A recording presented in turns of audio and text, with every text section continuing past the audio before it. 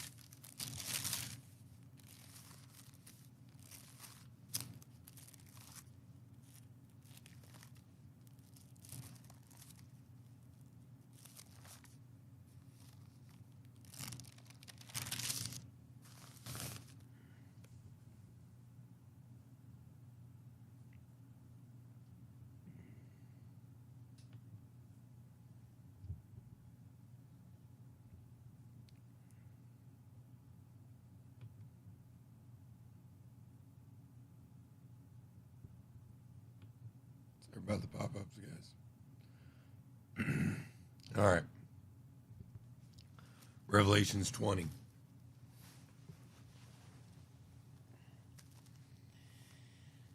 And I saw an angel come down from heaven, having the key of the bottomless pit and a great chain in his hand. Verse 2.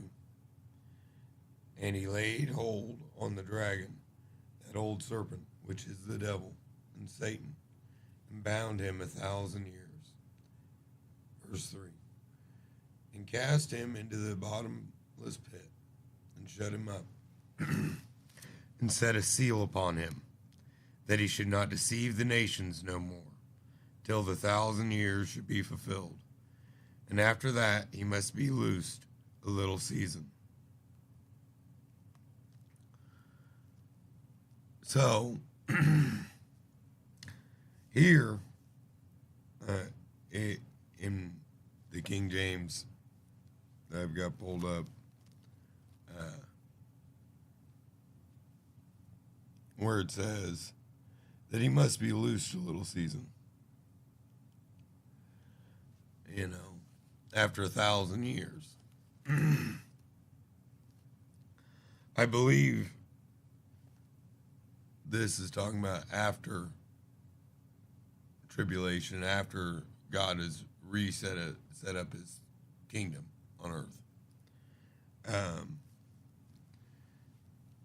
And because of the timeline. Now, where we had left off, it was after the remnant were slain with the sword of him that had sat upon the horse, which sword proceeded out of his mouth, and all the fowls were filled with their flesh. That's where we had left off yesterday. And then the angel comes down and casts Satan in this chain and throws him down. And I believe after tribulation is when that is. I have heard other arguments, but none of them seem to go with what is actually going on as far as contextually and just according to chronologically how it tells the story of Revelations. Verse 4. And I saw thrones, and they sat upon them, and judgment was given unto them. And I saw the souls of them that were beheaded for the witness of Jesus, and for the word of God, and which had not worshipped the beast, neither his image, neither had received his mark upon their foreheads or in their hands. Okay, now,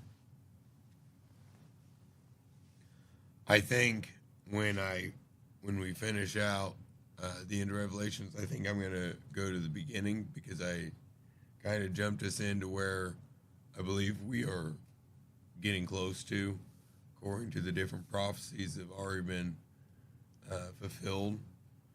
That's why I jumped into 17 and 18. Once we finish, though, I will go back and I will come back through. So,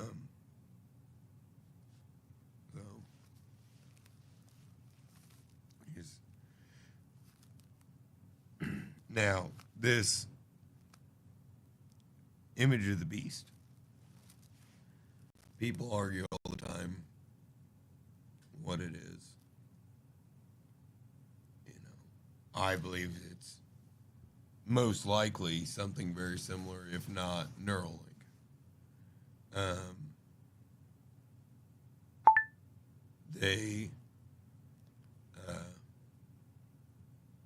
They state that, by they I mean Elon Musk has stated that he will not hop on, publish it until he has the ability to give out 1 billion of them, so everybody can leap forward together. Excuse me. Now, that being said,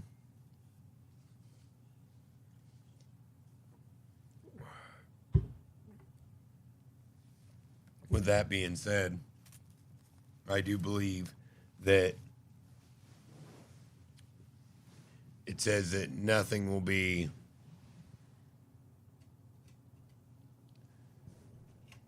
able to be bought or sold without it.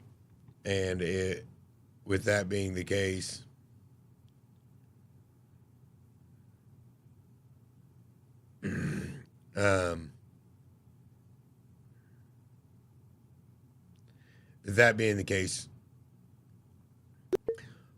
how are the people that are not prepared going to survive? The people, because I am a post-tribulation believer. I believe that the rapture happens at the end of tribulations, not before. It states several spaces in Revelations. It states in several different spaces how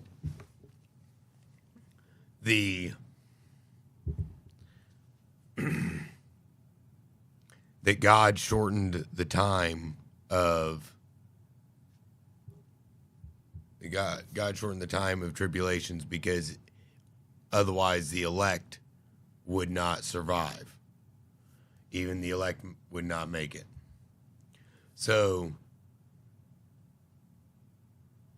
that means that he has to shrink the time frame so that the people that are his people could make it. So that's why I believe it is post-trib, which means that the people that are here on the earth that are left behind, that have not received the mark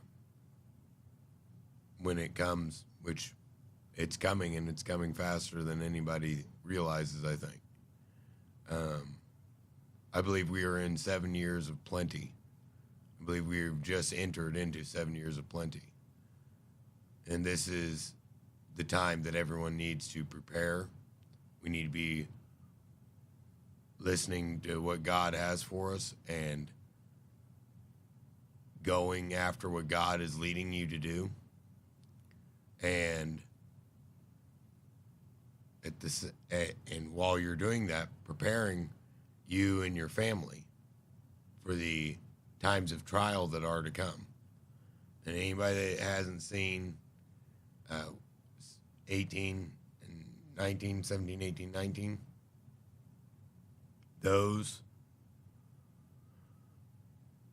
there is a time when God's people will feel the need to flee Babylon before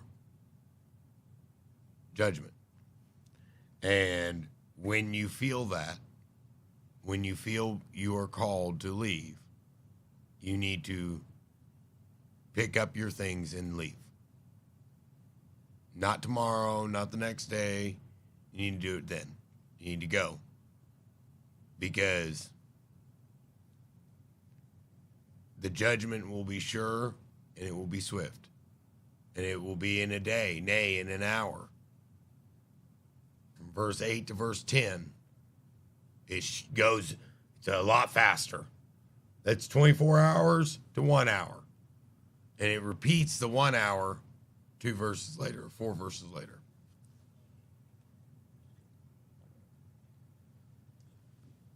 So that is an important part of this.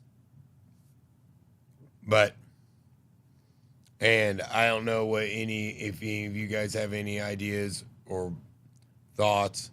Hey, Rana.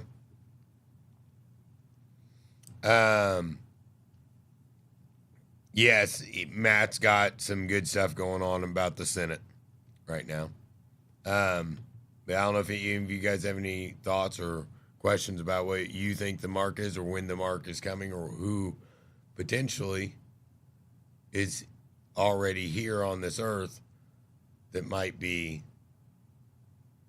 bringing it forth. I am not of the opinion that we're looking at 40 years from now. It's not my opinion. I'm not saying that it's tomorrow, but I am saying that I think these AI data centers, which are going to be being built everywhere, are probably a beginning of that.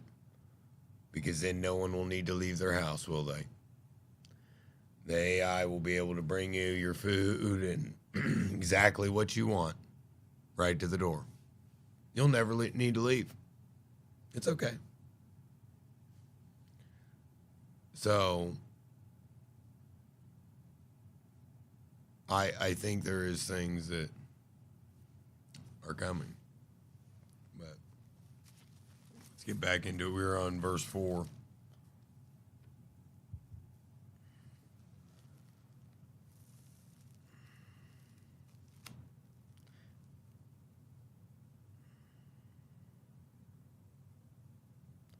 But the rest of the dead lived not again until the 1,000 years were finished. This is the first resurrection. 6. Blessed and holy is he that hath part in the first resurrection. On such the second death hath no power. But they shall be priests of God and of Christ, and shall reign with him 1,000 years.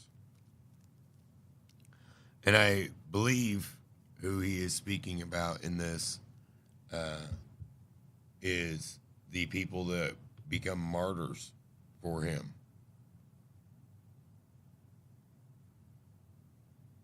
Yes, and things do make you feel like it's happening with the number. And here's my thing is, why does Elon Musk's spaceship, why are those pods called Dragon pods? Even if you don't believe in God, right? You don't believe in God. You know Elon Musk knows about God, right? And you know he's probably read Revelations. As smart as the guy is and everything else he's read, he's probably at least read Revelations, right? And in Revelations 12, talks about, in Revelations 12:9, and the great dragon was cast out, that old serpent called the devil. It's a dragon, which deceiveth the whole world. He was cast out into the earth, and his angels were cast out with him. And right there is talking about the dragon being cast out of the heavens. And this guy has made his spacecraft's pods called dragon pods.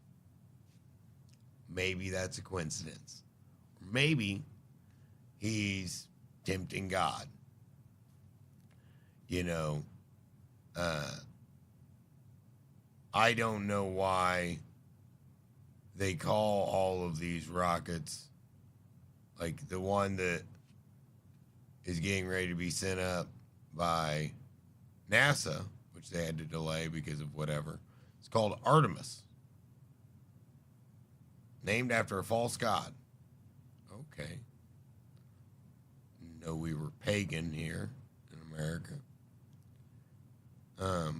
And I know that may sound petty, but think about it. The little things. That's how you get in. That's how they get in. You know, people that are, thieves don't come in your house if they're, close to you. They don't come into your house the first time and, steal a bunch. They might steal, some quarters or something you got in your drawer. But they're going to see where everything else is. And then the first chance they get to do a good one, where they think they can get away with it, they'll take you for everything they can. They don't do that right off the bat, right? And it's the same with this, in my opinion. So,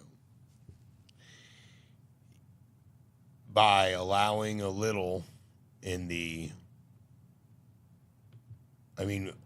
think about the Nikes, okay?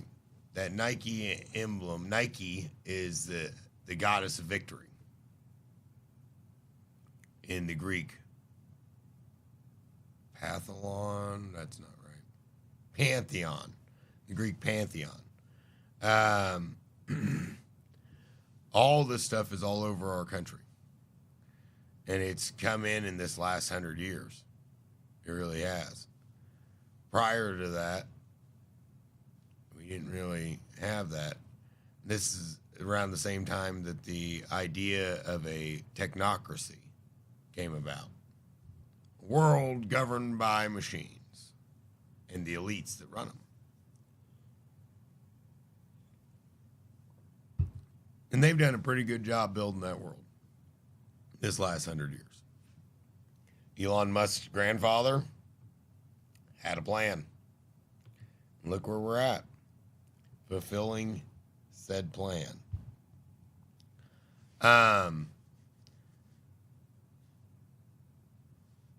But he's also making Neuralink.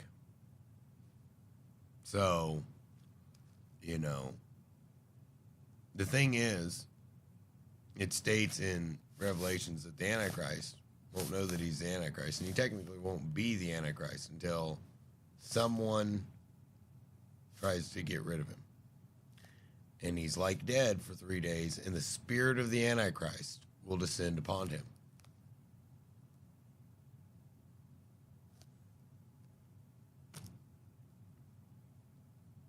And resurrect him like Jesus. So,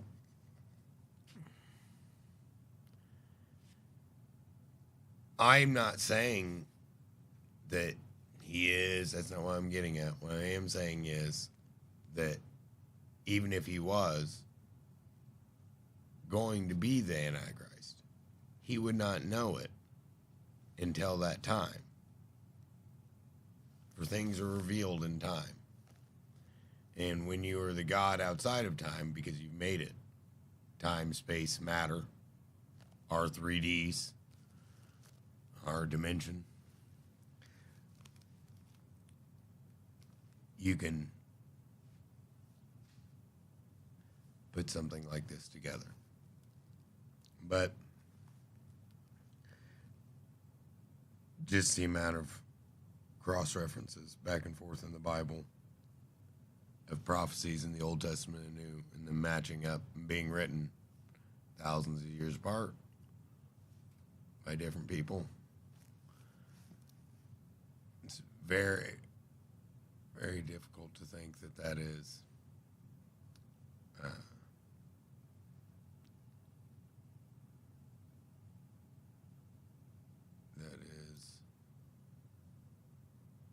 that's weird.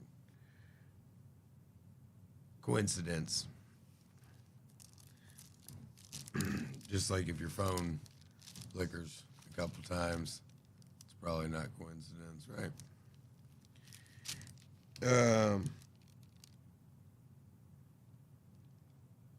Back in the day, they would call that the dial tone you'd hear on the phone, the old handset, right? And if it had already picked up, you'd hear a dial tone, unless somebody else was already on there. And then you'd hear whatever was going on with that. So, or like you'd hear clicking. But anyways, verse 6, blessed and holy is he that hath part in the first resurrection. On such the second death hath no power, but they shall be priests of God and of Christ, and shall reign with him 1,000 years. 7, and when the 1,000 years are expired, Satan shall be loosed out of his prison. 8, and shall go out to deceive the nations which are in the four corners of the earth, Gog and Magog. And Gog and Magog are considered to be Iran or Babylon and Russia. Like biblically, I cannot remember. I believe Gog is Russia and Magog is Iran. Don't quote me. They're also mentioned as the Bear of the North, which is like crazy that 4,000 years, 2,000 years later, they can call themselves the Bear of the North. You know what I mean? Like that's like their symbol, the Siberian bear and Siberian tiger. But the bear. Anyways. 8, and shall go out to deceive the nations which are in the four quarters of the earth, Gog and Magog, to gather them together to battle, the number of whom is in the sands of the sea. And I actually bet that I can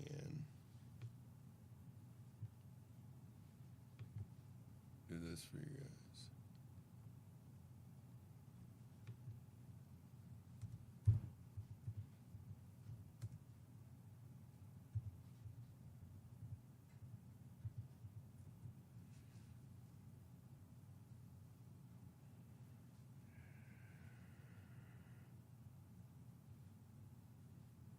In the Old and New Testament.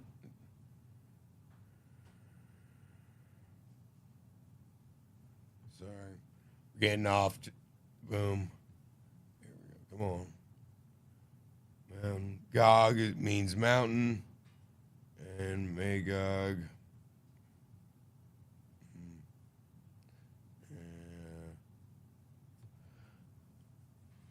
We'll come back to that. That's side quest material whenever we finish. All right, verse 9. They went up to the breadth of the earth and compassed the camp of the saints about. And the beloved city in fire came down from God out of heaven and devoured them. 10. And the devil that deceived them was cast into the lake of fire and brimstone, where the beast and the false prophet are, and shall be tormented day and night forever and ever. 11. And I saw a great white throne, and him that sat on it, from whose face the earth and heaven fled away. And there was found no place for them. 12. And I saw the dead, small and great, stand before God, and the books were opened. And another book was opened, which is the book of life. And the dead were judged out of those things which were written in the books, according to their works. So, that right there, that's the judgment seat, right? That's what we're talking about right there is God's judgment seat. And it says that he saw everybody stand there, and there was books already laid out. And the books Yeah, something like that for sure. Over centuries. Thank you for the comment. But it says that there was already books out, laid out, right? So who brought those books? Satan. Satan brought those books. Satan, the guy that gives you, uh, like guilt, not like, righteous guilt, but or that's not the guilt isn't the right word. If somebody knows exactly the word that I'm looking for, hit me up in the comments. But it's like guilt. He's always making you feel bad, even if you've made something right, even if you have repaired something that you've done wrong in the past. He still brings it upon you and beats you with it, right? And that's sorry, I'm having a brain fart on that word I'm looking for. But this other book opens up, and that's the book of life. That's Jesus. Because Jesus emptied that book. That book has just names. It doesn't have anything else. All the deeds are washed away. All the bad is gone. And the book of life is just names of those who chose to walk and to follow God. And, I say this, I mean it. I think it makes me kind of a selfish Christian in a way. I want everybody that I know and speak to know God and to go to heaven, because I won't be able to remember our conversations. Maybe that seems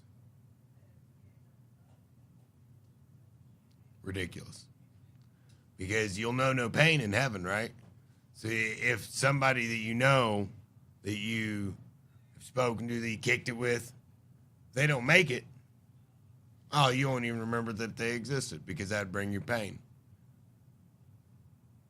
Right? So that will be stripped from you. Because if they're not there, they cannot be with you, because that would bring you pain. Their memory, the memory of good times with them, won't exist, because that's separated as far as the east is from the west. It cannot be. Sin cannot be with God. So even the positive memories of conversations you had, like if you had a conversation with them talking about their life and how things were going and all that, and somebody you care about, guess what? They don't know God at the end, then you'll be separated. You'll be separated from them. And we as Christians have to accept that we will be separated from them. But that's why I pray that everybody that I meet becomes a Christian, is because if not, then in the end I won't know you. I won't even remember of you.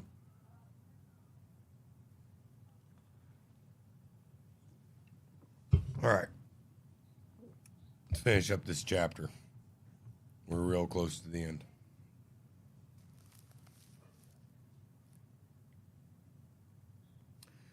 Verse 13. And the sea gave up the dead which were in it, and death and hell delivered up the dead which were in them. And they were judged every man according to their works. 14. And death and hell were cast into the lake of fire. This is the second death. 15. And whosoever was not found written in the book of life was cast into the lake of fire. So, people question, where, do people go into purgatory before final judgment? Why Well, what the Bible's stating right here is that the people that are already in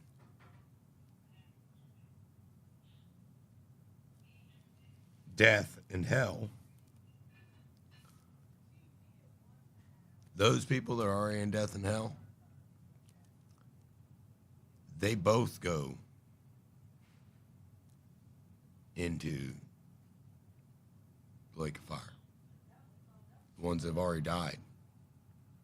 They're there already in hell and in death, but they're going to go to eternal damnation.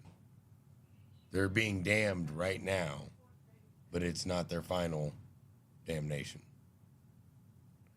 See, before Jesus died, the Israelites went to what was called Abraham's bosom, which was like purgatory. It's like what the basis of purgatory is. But when Jesus died and broke the veil, he opened heaven for people. And so his followers already have gone. At least that's how I read it. Because they're not in death or hell, they're in life. Because those who believe in him have life and have it more abundantly. Yet you die, yet you will live. Even though you die, yet you will live, it says.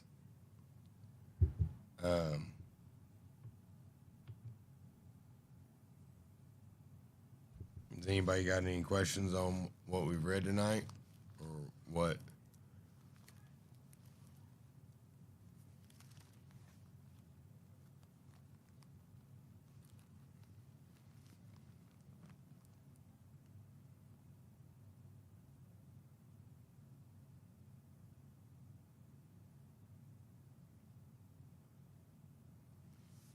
Well, I really thank you guys for being here with me day after day and hanging out with me.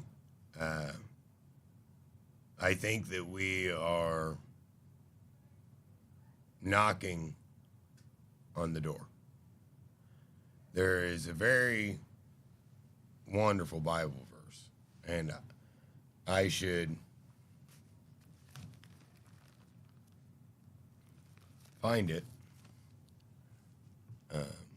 and then we'll delve into where do people, believe Gog and Magog is actually.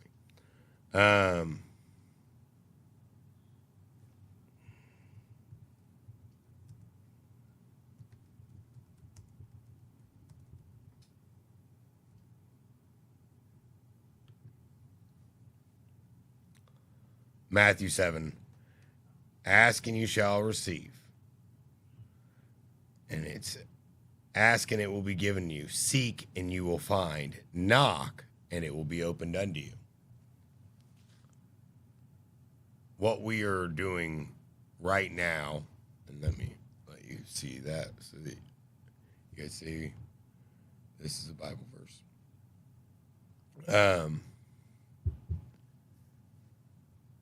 You see, what we're doing right now is we're knocking. And you guys are out here seeking. That's why you're on. And it will be opened unto you. And the knowledge that we are seeking is the guidance on how to both live our lives and to plan for the time that we have here. What is coming will not be sunshine and daydreams. It will come when they say peace and security, there will be a sword, I believe is what it says. Soon death and destruction follow.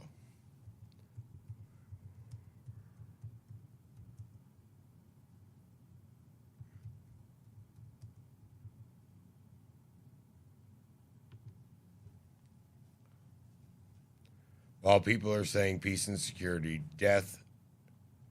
destruction will come upon them suddenly, like labor pains on a pregnant woman and they will not escape. 1 Thessalonians 5:3.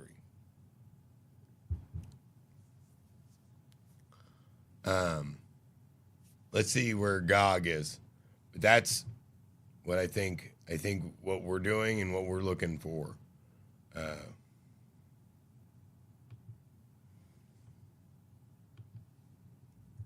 if I'm wrong, please let me know in the chat.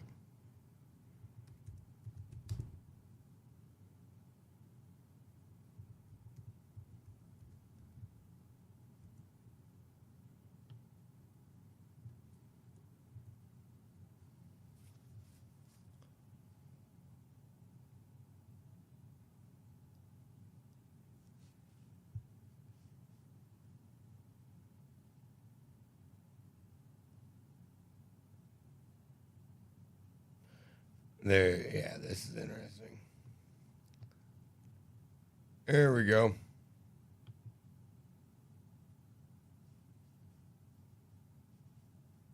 According to the Bible, This is the Leap of Faith. This is from their channel. I will put this in the link thing before I post it. had only 3 sons, and from these 3 men, along with each of their... According to the biblical narrative, after the great flood, the sons of Noah began to multiply upon the earth, after their generations, in their nations, and by these were the nations divided in the earth Not after what we're the looking flood. for. See Genesis chapter 10, verse 32. Now it must be pointed out that Noah had only 3 sons, and from these 3 men, along with each of Boom. and Magog, as the ethnic descendants of Japheth, let us also determine the specific geographical locations where these particular people groups migrated unto after the Lord confused the languages and scattered abroad all the nations of the earth at the incident known in the Bible as the Tower of Babel. See Genesis chapter 11, verse 9. Although the Bible doesn't mention the specific lands which the descendants of Japheth acquired, there is, on the other hand, an extra biblical source that does indeed claim to know all the various territories which the Japhetic races went on to inherit. For in the writings of the first century Jewish historian Flavius Josephus do we find that, quote, Japheth, the son of Noah, had 7 sons. They inhabited so, that beginning at the mountain Taurus and Amanus, they proceeded along Asia as far as the river Tanais, and along Europe to Cadiz, unquote. See Josephus, Antiquities of the Jews, chapter 1, paragraph 6, verse 1. To further illustrate where Japheth's children settled, let us identify the various locations provided by Josephus by their given names. First of all, the Taurus and Amanus mountains are found in the country of Turkey. Secondly, the Tanais River, also known as the Don River, is a major river that flows through Russia. Third, Cadiz is a port city located in southwestern Spain.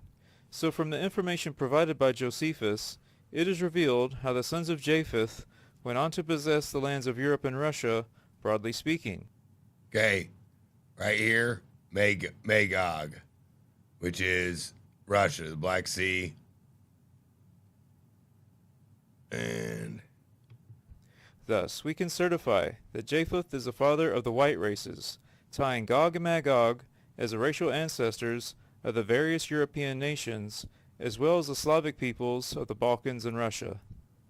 Continuing with Josephus, the ancient Jewish historian presents us with even more details related to Magog, for Josephus tells us that, quote, Magog founded those that from him were named Magogites, but who are by the Greeks called Scythians, unquote. Found in Ezekiel, which is also centered around a boom.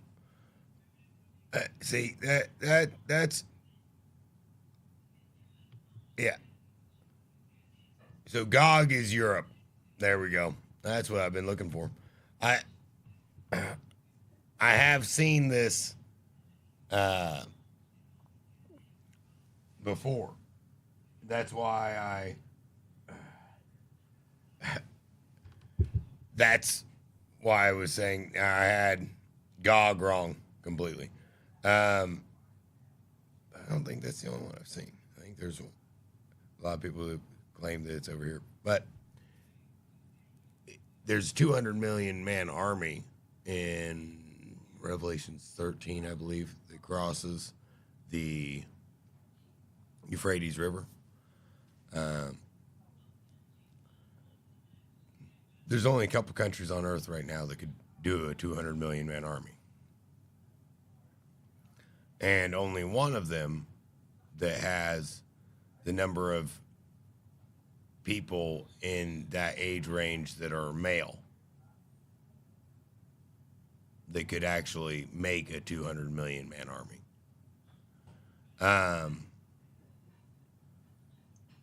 So that's something to think on.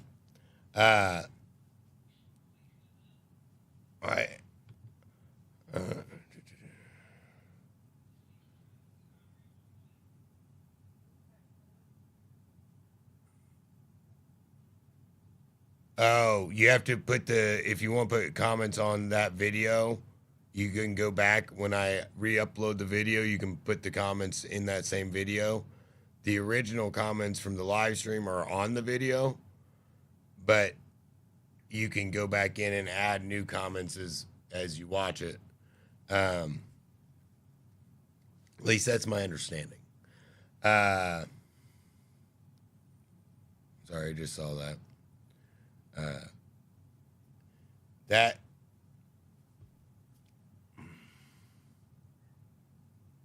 Okay, I might have comments disabled on some of those videos, and if I do, I promise you it's not intentionally. It's just another way that YouTube's subverting me. Every time I have to change, even though I have my default set to public, every time I have to list my video before I go live. So, but I think I'm about to hop off for the night. Unless there's been any other questions. Like I said, we'll continue down this path and see what we can, what God will not reveal unto us, what He will give us to discern.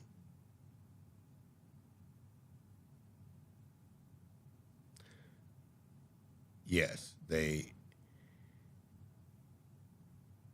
it's just the algorithm. And however you write an algorithm, that algorithm will act that way. And so how much of it at this point is even done by human interaction? Very little, I bet. I'm sure the algorithm, they've laid off a ton of people from most of these places. The algorithm can do most of it at this point. It's just a language program. It looks for different keywords and things, and then that causes it to shut you down. What do they call it? Well, it's not hyping it, but throttling your videos. They also, I found, will throttle your videos if you put out more than 3 in a day. I am currently doing about been trying to do at least 2 live streams a day for the last few days. And sometimes I'm doing more than that. Plus, I'm trying to get out my morning verse. I'm doing that because I believe that the time is fast approaching. I think we need to be out here ringing the bells, the warning bells for people. But I'm not saying all is lost or anything of that sort. I do not believe that. I believe all is already won. Victory is already had. I just want to ensure that I am sharing the word that God once shared.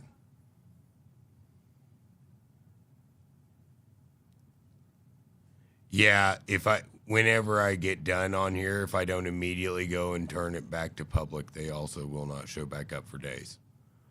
Until I realized that it wasn't on. I know what God has allowed me to know, and I believe that He is leading all of us towards enlightenment.